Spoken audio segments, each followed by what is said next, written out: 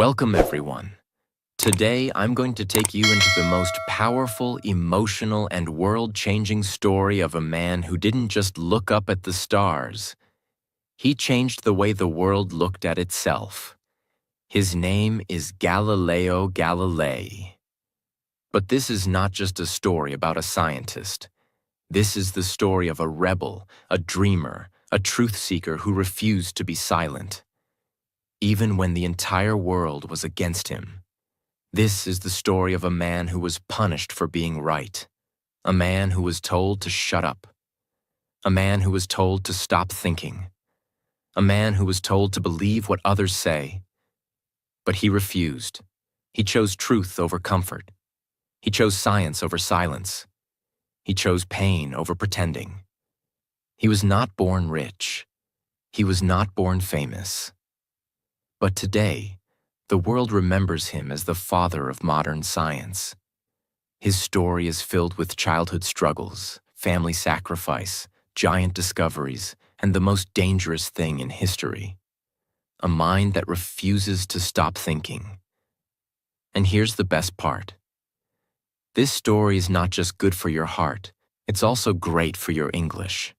Because the way I tell it, in very simple, clear, powerful English, will help you improve your vocabulary, listening practice, speaking, and fluency. So if you want to grow in life and grow in English, then don't just watch the beginning. Watch till the very end. This is not just a biography. This is not just a lesson. This is a movement, and you are now part of it. Subscribe right now, because I promise, the next 4 parts will change how you see life, history, science, and yourself.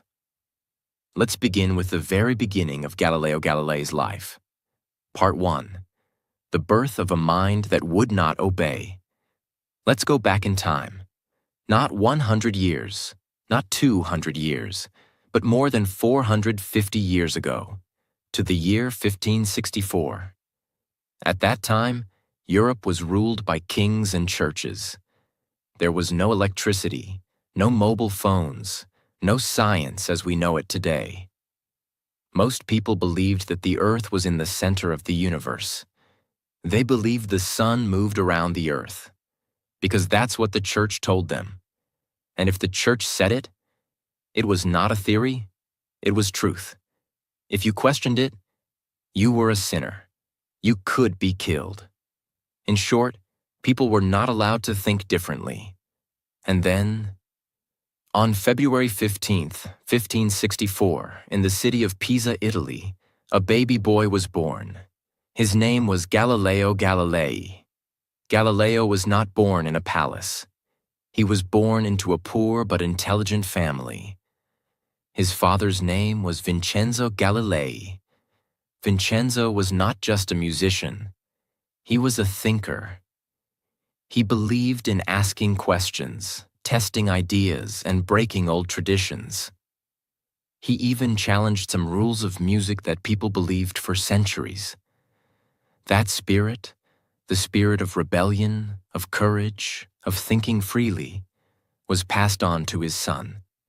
His mother's name was Giulia Ammannati. She was strict, strong, and wanted her children to succeed. Galileo was the eldest of 6 children. Life was not easy for the family. They had to save money, move houses, and struggle to survive. But from a very young age, Galileo showed signs that he was different. As a child, Galileo was not like other children. He asked too many questions. He loved to look at the sky. He stared at stars for hours. He watched how things moved. He wanted to know why. He didn't just accept what people told him. He wanted to see it himself. Once, when he was just a young boy, he went to church with his father. He noticed a lamp hanging from the ceiling, swinging slowly. Most people just saw a lamp. But Galileo, he saw a pattern. He took his pulse, counted his heartbeats, and he discovered that each swing of the lamp took the same time even when it moved in small circles. That was one of the first scientific observations of his life. He had discovered something that would later become the foundation of pendulum clocks. And he was just a child. Galileo's father wanted him to become a doctor, because doctors earned good money. So at age 17, Galileo went to the University of Pisa to study medicine. But he hated it. He found it boring. He didn't want to learn about herbs and diseases. He wanted to learn about math, movement, stars, planets, and time. So instead of studying medicine, Galileo secretly started studying mathematics. He borrowed books. He taught himself. He listened to lectures he wasn't supposed to attend. And soon, he was better at math than most of his teachers. Eventually, he dropped out of medical school and decided to follow his passion. This decision was risky. His family was poor. He had no job and no guarantee of success. But he chose the path that spoke to his soul. In his early 20s, Galileo was broke, but his mind was alive. One day, he saw goldsmiths weighing precious metals. He realized that they were not accurate, so he invented something called the hydrostatic balance, a device that could measure the purity of metals by comparing their weights in air and in water. This invention made him famous in his city. People started talking about the young genius from Pisa. He didn't make much money, but his name had begun to shine. At age 25, Galileo got his first job as a mathematics professor in Padua, Italy. He now had a salary. He could support his family, and more importantly, he had the freedom to think, teach, and experiment. He built machines. He studied motion. He questioned everything Aristotle had taught, which was dangerous because Aristotle's teachings were treated like law. But Galileo didn't care. He didn't want to worship old books. He wanted to observe the real world, and that's exactly what he did. Galileo was now in Padua, a beautiful city filled with students, thinkers, and artists. It was part of the Republic of Venice, which was much freer than other parts of Italy. People here were allowed to think, to discuss, to debate. It was the perfect place for a young scientist who didn't want to follow rules blindly. He was now a professor of mathematics at the University of Padua, one of the best universities in Europe. His lectures became famous because he spoke with passion. He didn't just read from books. He demonstrated experiments right in front of students. When others said, "Because Aristotle said so," Galileo said, "Let's test it." He taught geometry, mechanics, and astronomy. He was curious about how things move, why they fall, and how fast they travel. And every time he saw something, he wanted to know the reason behind it. He would roll balls down inclined planes, drop objects from towers, and time their motion carefully. There were no stopwatches back then, so Galileo used water clocks, containers that dripped water at a steady rate. By measuring the amount of water that dripped, he could measure time. This is how he began to understand something revolutionary. The speed of a falling object does not depend on its weight. For centuries, people believed, because Aristotle had said, that heavy objects fall faster than light ones. Galileo's experiments showed that this was wrong. If you drop a 1-kilogram ball and a 10-kilogram ball from the same height, they reach the ground at the same time. He even climbed the famous Leaning Tower of Pisa and dropped 2 balls to prove it, shocking everyone who watched. The church did not like such demonstrations because they contradicted the old teachings. But Galileo didn't stop. He believed that truth should come from observation, not from authority. Even though Galileo was now respected as a teacher, he was still struggling financially. Professors in those days didn't earn much. He had to support his family, and soon he also became a father. He never married, but he had a long relationship with a woman named Marina Gamba from Venice. Together they had 3 children, 2 daughters, Virginia and Livia, and 1 son, Vincenzo. Galileo loved his children deeply, but his daughters faced difficulties because they were born outside marriage. In that era, society judged such children harshly. To protect them, Galileo later sent both daughters to a convent to live as nuns. His eldest daughter, Virginia, took the name Sister Maria Celeste, and she would become one of the most important emotional supports in Galileo's life. Her letters to him, full of love, comfort, and faith, show a side of Galileo few people know, a gentle, caring father with a wounded heart. But during this period, Galileo had no time to rest. His mind was on fire with curiosity. In 1609, something extraordinary happened. News spread across Europe that a Dutch lensmaker had built a small instrument that could make distant objects appear closer. It was called a telescope, though it was still very primitive. When Galileo heard about it, he immediately decided to build one himself. Without seeing the original design, using only his imagination and mathematical knowledge, he began grinding and polishing lenses by hand. Within days, he created his own version of the telescope, and then he improved it again and again. His first telescope magnified images 3 times, his next one 8 times. And soon, he built one that magnified objects more than 30 times. That small instrument, made from wood, glass, and patience, would change the destiny of humanity. One clear night, Galileo pointed his telescope toward the moon. What he saw shocked him. Everyone believed the moon was a perfect, smooth, divine sphere. But through his telescope, Galileo saw mountains, valleys, and craters. He realized the moon was a world, not a perfect heavenly body. Then he turned his telescope toward the Milky Way, that soft, cloudy band of light across the night sky. To the naked eye, it looked like a mist. But through Galileo's telescope, it became something unimaginable. Millions of tiny stars. For the first time in human history, people saw that the sky was not what they thought it was. Then, one night, Galileo looked at Jupiter, the giant planet. To his surprise, he saw 4 small stars near it. But the next night, they were in different positions. And the night after that, they moved again. He watched them for days and realized they were moons orbiting Jupiter.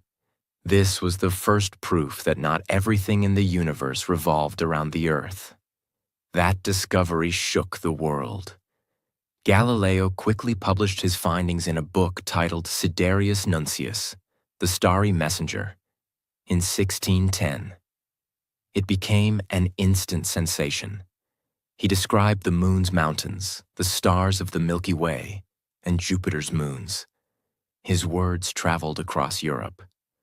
Scientists were amazed, philosophers were confused, the church was suspicious. Suddenly, Galileo became a celebrity. He was invited to the court of the Grand Duke of Tuscany and was made the chief mathematician and philosopher to the Duke. He now had wealth, respect, and freedom. But fame also brought danger. Because Galileo's discoveries supported the ideas of Nicholas Copernicus, who had said that the Earth moves around the sun, not the other way around. At that time, the Catholic Church had declared the idea of a moving Earth as heretical, against the Word of God. Yet Galileo's telescope gave clear evidence that Copernicus might be right. And this made the church furious. Priests and scholars started attacking Galileo. They said his telescope was lying, that it created illusions. They accused him of trying to destroy faith and rewrite the Bible. But Galileo wasn't fighting religion. He was fighting ignorance. He believed that God gave humans intelligence so they could discover his creation, not remain blind. He said, "I do not feel obliged to believe that the same God who has endowed us with sense, reason, and intellect has intended us to forgo their use." He tried to explain that science and faith could exist together, but the church didn't want to listen. For them, power came from control, and control came from silence. And Galileo was a man who refused to be silent. Galileo continued his observations. He turned his telescope toward Venus, the bright planet that shines in the evening and morning skies. What he saw next became the strongest evidence for the Copernican system. Venus showed phases, like the moon. Sometimes it appeared full, sometimes half, sometimes as a thin crescent. This could only happen if Venus orbited the sun. That meant the sun was truly at the center, not Earth. It was undeniable. Galileo had the proof. But his proof was too dangerous for his time. By 1616, the tension between Galileo and the church had grown unbearable. The church officially banned the teaching of the heliocentric sun-centered theory. Galileo was warned not to speak or write about it again. He obeyed, for a while. But deep inside, he knew the truth couldn't be buried forever. He wrote letters to his students and friends, encouraging them to observe, to test, to think. He became a symbol of intellectual courage. Meanwhile, his health began to weaken. He suffered from arthritis and severe headaches. Yet, even in pain, he kept writing, teaching, and experimenting. The more the church tried to silence him, the louder his truth became. During this difficult time, Galileo often exchanged letters with his eldest daughter, Maria Celeste, who lived in the convent. Her letters were filled with compassion. She encouraged her father, reminded him to eat, to rest, to keep faith in God's plan. She even baked him cakes and sent them secretly through messengers. In her eyes, Galileo was not just a scientist. He was a good, kind, and loving man.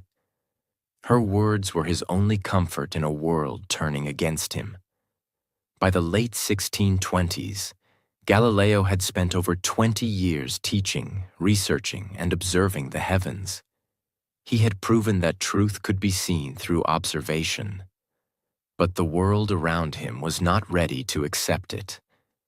In 1623, a new pope was elected, Pope Urban VIII, who was once a friend of Galileo. The scientist felt hopeful again. The new pope admired Galileo's intellect and allowed him to discuss heliocentrism as a mathematical theory, not as a fact. Galileo saw this as his chance. He decided to write his most ambitious work, a book that would change everything. That book was titled Dialogue Concerning the Two Chief World Systems. It would become the cause of his greatest triumph and his greatest suffering. Part 2. The book that changed everything. Galileo was now in his 60s. His health was getting worse. He had painful arthritis. His eyes were tired, but his mind was still burning with fire. He knew that time was running out. He had to write down everything he had learned before it was too late. He began working on the most ambitious book of his life, a book that would take all the years of observation, discovery, and thinking, and put them into one single dialogue. A book that would not preach, but discuss. A book that would not directly attack the church, but would challenge the very foundation of what people believed. He titled it, Dialogue Concerning the Two Chief World Systems. It was written as a conversation between three characters. One, Salviati, who represented Galileo himself, defending the Copernican view that the sun is at the center. 2. Simplicio, who represented the followers of Aristotle and the Ptolemaic model, that Earth is the center. 3rd, Sagredo, a neutral man, asking questions, trying to understand both sides. It was a clever idea. Instead of saying, "This is the truth," Galileo let the characters argue. He made the dialogue feel like a friendly debate, but it was clear. Salviati was intelligent and convincing. Simplicio, whose name literally means simple-minded, came across as foolish. Galileo was trying to protect himself by saying, "This is just a discussion, not a statement." But the truth was obvious. The book strongly supported the Copernican view that the Earth moves around the sun. He finished the book in 1632. It was published in Florence, and within weeks, it created a storm across Europe. Scientists were thrilled, thinkers were amazed. But the church was furious, because the book didn't just present an idea, it made the old world view look outdated. It made the defenders of Aristotle look weak. And some church officials felt that Simplicio was secretly a mockery of Pope Urban VIII, the very man who had once supported Galileo. The Pope, who had been Galileo's friend, now felt personally insulted, and the friendship turned into a war. That same year, 1632, the church banned Galileo's book. And in 1633, Galileo, now 69 years old, weak, tired, and sick, was ordered to Rome to stand trial before the Roman Inquisition. The Roman Inquisition was not a friendly group. It was created to punish those who went against church teachings. They had the power to torture, imprison, and even execute. Galileo knew the danger, but he still went to Rome because he believed in truth. When he arrived, he was not allowed to leave. He was interrogated for weeks. He was questioned about the book, about his beliefs, about what he had taught in public. The Inquisition claimed that he had violated a warning given to him in 1616, that he should never support or teach heliocentrism. Galileo tried to defend himself. He said, "I only presented both sides." He said, "I didn't say the Earth moves. I just let my characters talk." But the Inquisition was not convinced. Behind the scenes, pressure was growing. Some powerful men wanted Galileo to be made an example. The church had lost too much power already. They couldn't let one old man destroy their control. They threatened him with torture. They reminded him of what had happened to others who spoke against the church. They told him that if he did not publicly reject his ideas, he could be burned alive. Galileo had faced many storms in his life, but now he had to make a decision. Was he ready to die for the truth, or would he bend to survive? On June 22, 1633, in a grand hall in Rome, Galileo Galilei was brought before the judges of the Inquisition. He was made to kneel, and in front of the world, he was forced to read a statement. In that statement, he denied that the earth moved. He said he had made a mistake. He said he would never again speak or write about the earth moving. He did not cry. He did not scream. He simply obeyed because he wanted to live. Some say that after he stood up, he whispered the words, "Eppur si muove," and yet it moves. Did he really say it? We may never know. But those words became a symbol, a whisper louder than a shout, a sentence that told the world, "You can silence my voice, but not the truth." After the trial, Galileo was not executed, but he was given a harsh punishment. He was sentenced to house arrest for the rest of his life. That meant he could not travel, not teach, not write freely, not meet friends, not go to public places. He was a prisoner in his own home. He was first kept in a house near Siena. Later, he was moved to his own villa in Arcetri, near Florence, the same place where his daughter, Maria Celeste, lived in the convent. Even though he was under house arrest, she stayed in contact with him. She cooked for him, prayed for him, and wrote letters filled with love. But just months after his trial, tragedy struck. In 1634, his beloved daughter Maria Celeste died from illness. Galileo was heartbroken. He had lost not just a daughter. He had lost his closest friend. His health worsened. His body became weaker. His eyesight began to fail. By the year 1638, Galileo was completely blind. He had spent his whole life watching the stars. Now he could see nothing. And yet, he didn't stop. Even in blindness, even in isolation, Galileo kept working. During his house arrest, Galileo was allowed to receive a few visitors.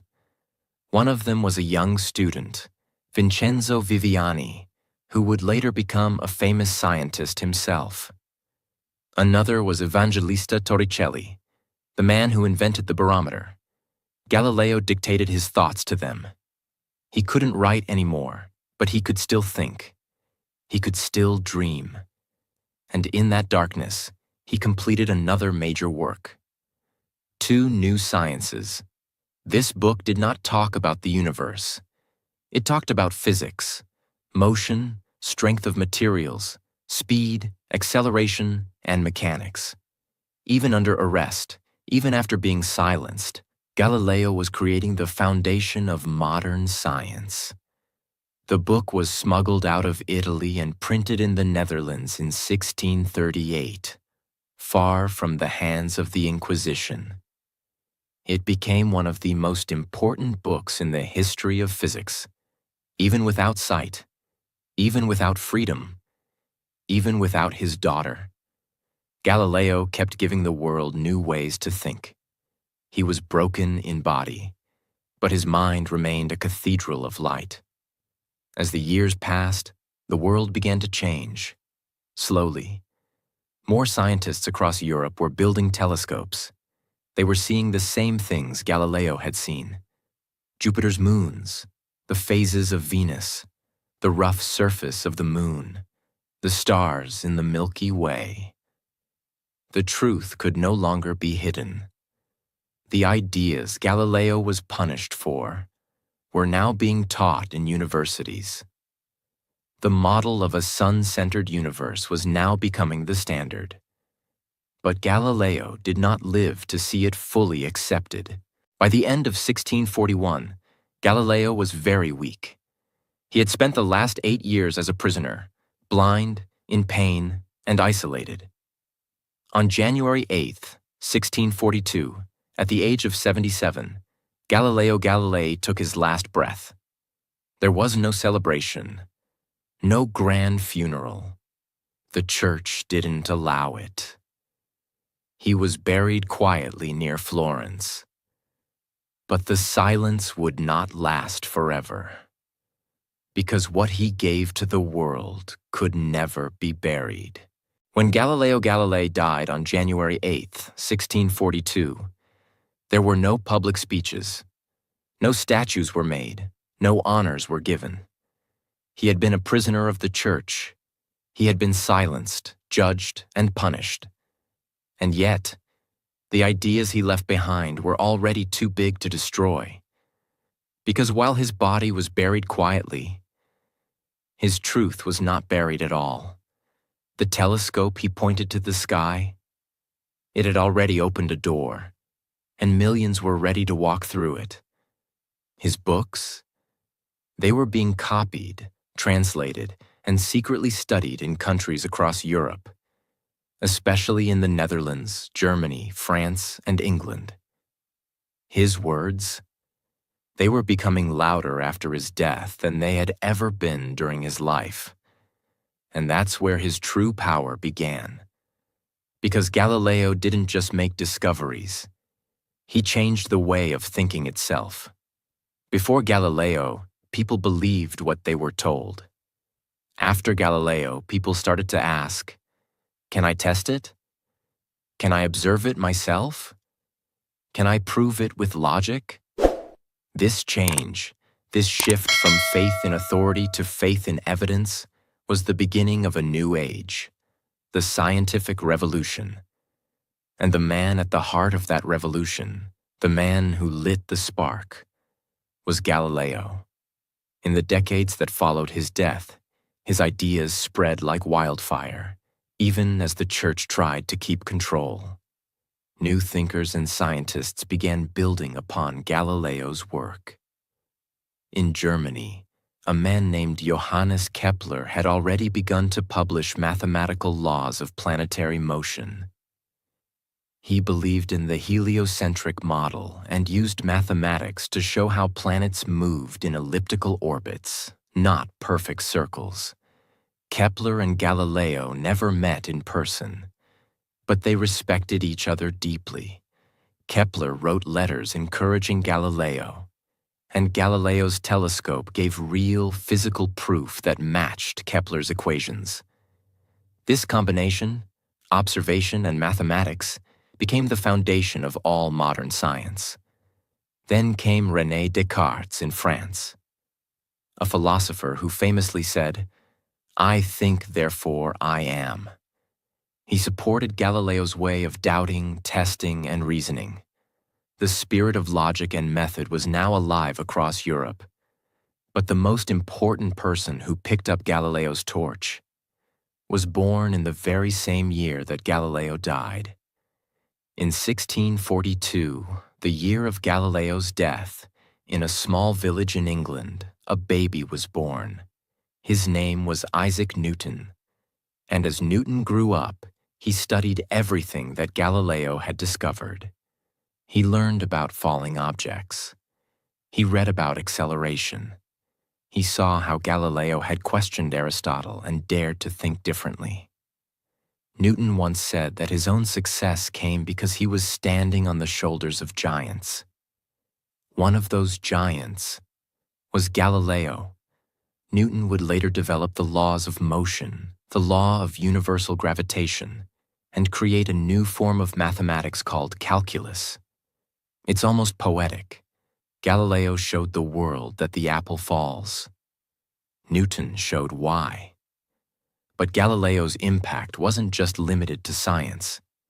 His life story became a symbol of courage, of rebellion, and of freedom of thought. Writers, artists, and philosophers saw Galileo as a man who had fought power with truth. Voltaire, the great French philosopher, called him a martyr of reason. Plays were written about him. Books were inspired by him. And slowly, the church itself began to change. At first, they stayed silent. But time has a strange way of forcing the truth to rise. In 1718, more than 75 years after his death, the church lifted its ban on Galileo's dialogue concerning the two chief world systems. It could now be published, but only in a corrected form. Still, it was progress. Then, in the 1800s, scientists around the world started to publicly celebrate Galileo as the father of modern science. His birthday, February 15th, became known in some parts of Europe as Galileo Day. Schools began teaching his work. Towns and cities named streets after him. Telescopes and observatories were built in his honor. And yet, the biggest moment of justice had not come yet. Because the Catholic Church, the very institution that silenced him, judged him, and locked him away, still had not admitted its mistake. That would take time. A lot of time. Fast forward now. Not 10 years, not 100 years, but 350 years after Galileo's trial. In the year 1992, Pope John Paul II, the head of the Catholic Church, stood in front of the world. He gave a historic speech, and in that speech, he said something the Church had never said before: that the Church had been wrong to condemn Galileo, that Galileo was a man of faith and science, and that his punishment had been unjust. The Church officially cleared Galileo's name, more than 3 centuries after his death. The truth had finally been accepted. The voice that had once been silenced was now being honored by the very power that had tried to destroy it. It was late, but it was beautiful. Galileo's influence also reached space.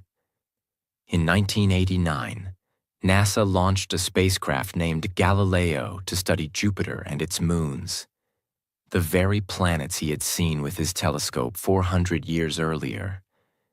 That spacecraft sent back thousands of images. It discovered new details about the atmosphere of Jupiter, the structure of its moons, and the movement of its rings. In many ways, it was as if Galileo's eye had returned to the stars, not through wood and glass this time, but through steel, fire, and space. When the spacecraft ended its mission in 2003, it was crashed into Jupiter's atmosphere. A final poetic goodbye. A man who once stood on Earth and looked at Jupiter was now having a machine named after him become part of that very planet. Even today, Galileo's name continues to shine. There are craters on the moon named after him. There are schools, universities, museums, and science institutes around the world carrying his name. He is studied in every physics class, every astronomy course, every scientific textbook. In Italy, near Florence, where he had lived his last years in house arrest, now stands a tomb of honor. Inside the great Basilica of Santa Croce, the same church where Michelangelo is buried, Galileo's body was moved there in 1737, nearly 100 years after his death. People from all over the world come there to pay respect to the man who refused to be silent. But his greatest legacy is not in stone. It's not in space. It's not even in science alone. His greatest legacy is in how we think. Today, when a child asks, "Why does the moon change shape?" When a student wonders, "How do I know what's real?" When a scientist says, "I need evidence before belief," that is Galileo's voice living on. Because Galileo taught us that. You don't have to be powerful to speak truth. You don't have to follow the crowd to find the path. You don't have to be perfect to change the world. You just need one thing: a mind that will not obey blindly. And that is why Galileo Galilei is more than a scientist. He is a symbol. Part 3. The man behind the genius.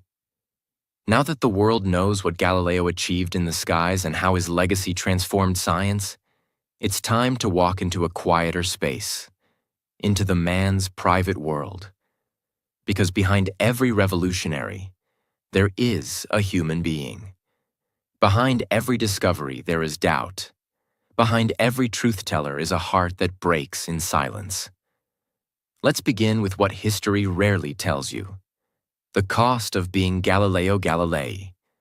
He was not born into money, and even during fame, he was constantly struggling financially. As a young man, he had to teach, tutor, and build devices just to keep food on the table. Not only for himself, but also for his extended family. He supported his brothers, sisters, his mother, his children, and even servants when he became established. He was responsible for many lives. And even though he was well known, the money never matched the fame.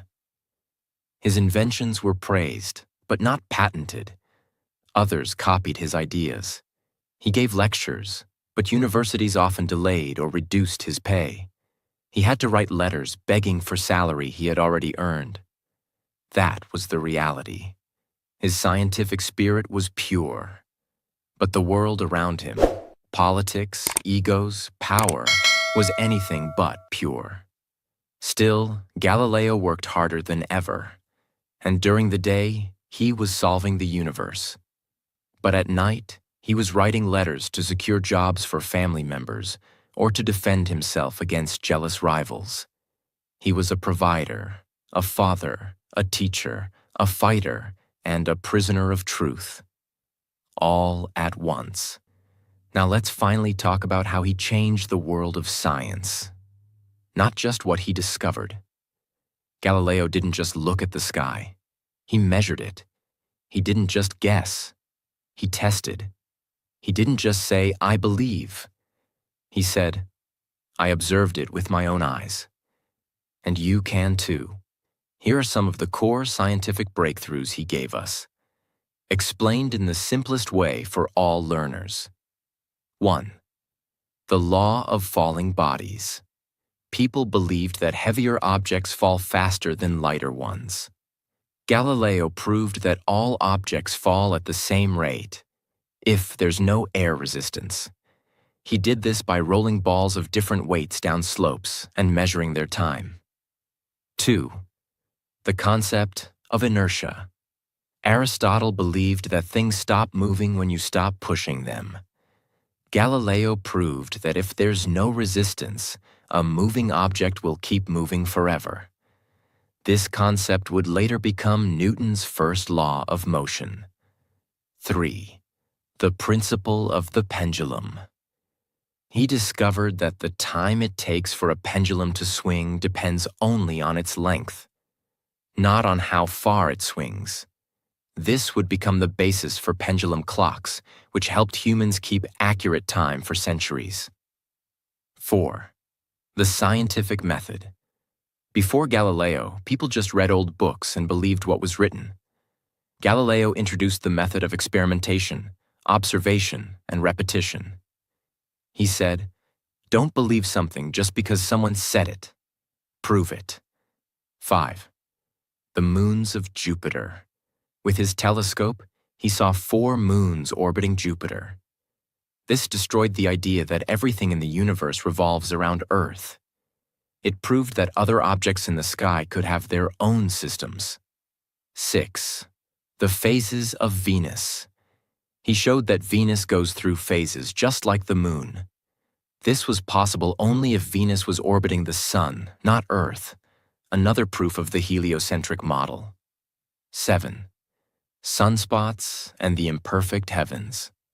The Church taught that celestial bodies were perfect and unchanging.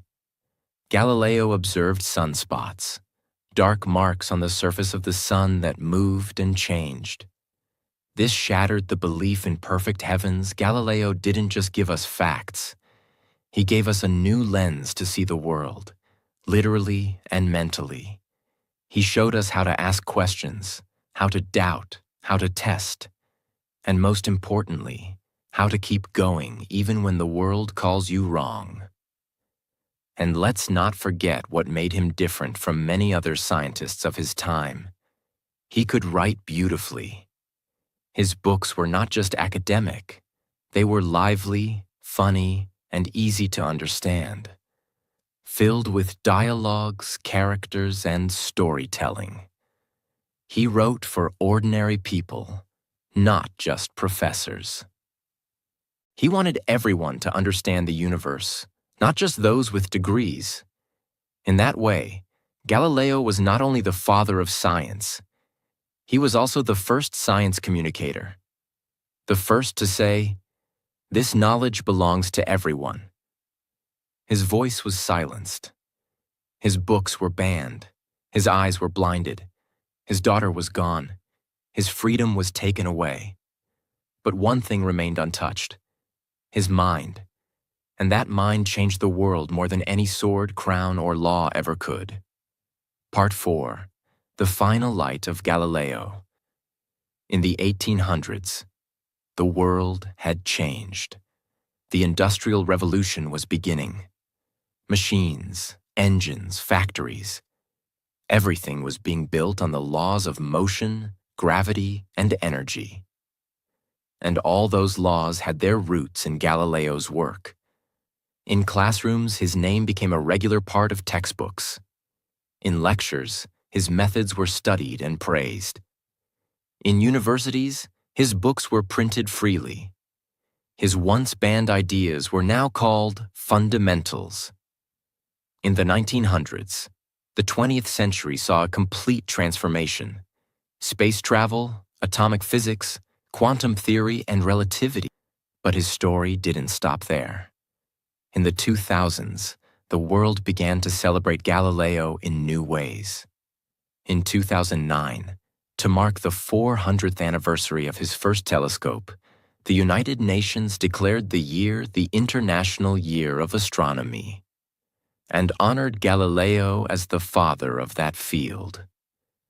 Across the globe, scientists hosted stargazing events, built replicas of his telescope, and told his story to new generations. In art, in poetry, in science fiction, in space missions, his name appeared everywhere. Let's talk about something deeply symbolic. The Galileo spacecraft.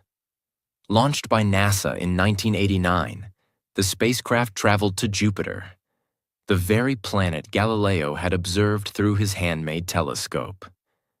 It arrived in 1995 and spent years studying Jupiter's atmosphere, rings, and moons.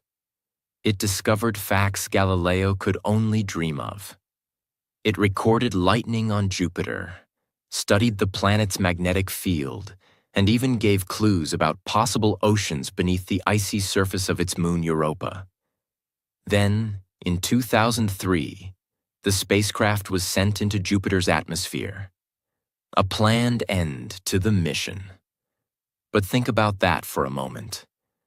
A man who once looked at Jupiter through a glass tube now had a machine named after him, crashing into that same planet, carrying human curiosity to its edge.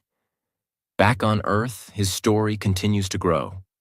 Today, there are schools named after him, statues built in his honor, telescope brands with his name, a lunar crater named Galilei, a moon of Jupiter named Galilean Moon, a GPS satellite system in Europe called Galileo, a 3D digital museum in Florence where his original tools, books, and even bones are preserved. Even in death, he continues to inspire scientists, writers, philosophers, and English learners around the world. And now, we reach the true end. Not just the end of a man's life, but the meaning of that life. So what did Galileo really teach us? Not just that Earth moves, not just that stars are made of fire, not just that science is real. He taught us something far bigger. He taught us that you must ask questions even when others are afraid. You must believe in truth even when no one claps for you. You must keep going even when the doors are closed. You must choose knowledge over fear. You must dare to look through your own telescope and see the world for yourself. He taught us that one man, standing alone with a piece of glass pointed at the sky, can challenge an empire. And that truth, even if whispered, will one day be louder than all the lies. That is the story of Galileo Galilei, a man who was not a king, not a soldier, not a saint, but a man who believed that light travels farther than darkness. And today, that light is still shining. In every classroom, in every telescope, in every sky, and in every mind that refuses to stay silent. Thank you for listening. Now you know his story, not just the facts, but the feelings, the pain, the sacrifice, and the victory. This story was also a lesson in English, in life, in courage, and in humanity. If you're here at the end, you are part of something special. Now go, ask your questions, build your own telescope, and carry forward the fire that Galileo started.